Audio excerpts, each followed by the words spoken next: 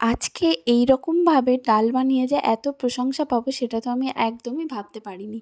তো এখন থেকে আমি ঠিক করে নিয়েছি একঘেয়েমি ডাল ছেড়ে আমি মাঝে মাঝে এইভাবে ডালটা বানাবো। প্রথমে একটা কড়াইয়ের মধ্যে আগে থেকে ভিজিয়ে রাখা ডাল দিয়ে দিচ্ছি 1.5 বাটি, আর আলু যেভাবে আমরা ভাজা করি সেই রকমভাবে একটু মোটা করে কেটে নিয়েছি। আর দিয়েছি বড় একটা সাইজের পেঁয়াজ কুচি, টমেটো কুচি, কাঁচা লঙ্কা কুচি, আর দিয়ে দিচ্ছি আদা রসুনের পেস্ট 1 চামচ, পরিমাণ মতো লবণ, হলুদ আর অল্প একটু লঙ্কার গুঁড়ো।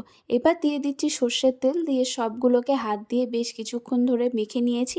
এইবারে পরিমাণ মতো পানি দিয়ে গ্যাসটা অন করে জাস্ট বসিয়ে দেব। এর মধ্যে কিন্তু আর কিছুই লাগবে না, শুধু একটু নুন লাগতে পারে।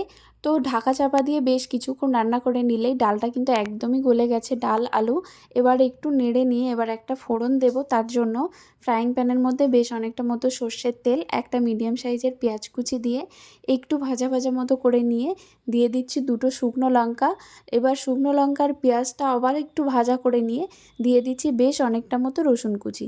চাইলে এখানে রসুনটা একদম ফাইন চপ করেও দেওয়া যেত বা থেঁতো করেও দেওয়া যেত, কিন্তু আমি এমনি কুচিয়ে দিয়ে দিয়েছি। পেঁয়াজটা রসুনটা একটু বাদামি হয়ে গেলে দিয়ে দেবো ডালের মধ্যে। এবার সবগুলোকে ভালো করে মিশিয়ে নিলেই রেডি একদম আমাদের দারুণ টেস্টি হাতে মাখা ডাল।